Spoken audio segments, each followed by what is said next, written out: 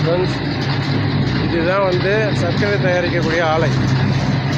கரும்பு உள்ளே விட்றாரு, அப்படியே அதில் பிசைஞ்சு பாலாக வருதுங்க.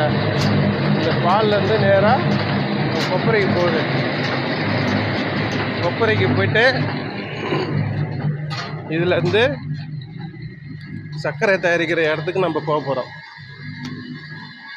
அதாவது நாட்டு சர்க்கரை தயாரிக்கக்கூடிய இடத்துக்கு போக போகிறோம். வாங்க ஃப்ரெண்ட்ஸ் பார்க்கலாம்.